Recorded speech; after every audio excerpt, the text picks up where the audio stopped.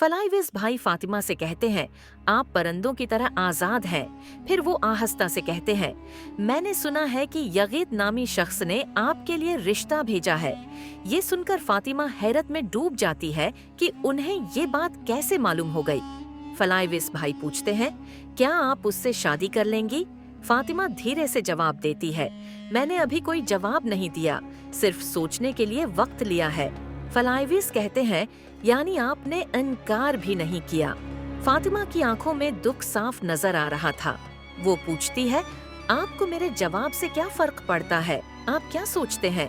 हालांकि असल में फातिमा ये जानना चाहती थी कि क्या आप भी मुझसे मोहब्बत करते हैं? ये मंजर देखकर दिल भर आया, किस्म से दिल टूट गया, बिल्कुल फलाइविस भाई की तरह। फलाइविस दिल में सोच रहे थे, क्या आप ऐसे ही नजरों से अकचोरा को देख रही हैं या मुझे? मैं कौन हूँ फातिमा? मैं वो दुश्मन हूँ जिसे आपने मारने की कसम खाई थी। अगर आपको मेरा असल नाम मालूम होता तो क्या तब भी आप मुझे यूं ही एक देखते? फातिमा के अंदर भी इत्तराब था। आप हकीकत में हैं कौन? फलाइविस आहिस्ता से कहते हैं, मैं चालबाज फलाइविस हूँ, अपना दिमाग और अपनी तलवार इस्तेमाल करने वाला, लेकिन मैं शिकस्त खा गया अपने ही जल्लाद से, यानी आपकी मोहब्बत से।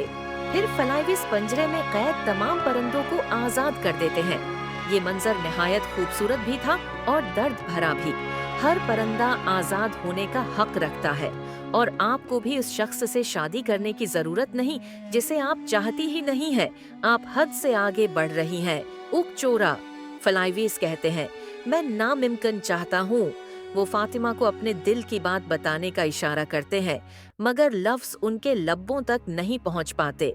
अगर आपको ये वीडियो पसंद आए तो तबस्सुरों में जरूर बताइएगा। मैं ऐसी मजीद वीडियोस भी बनाऊंगी इंशाअल्लाह, अल्लाह के उम्मान में।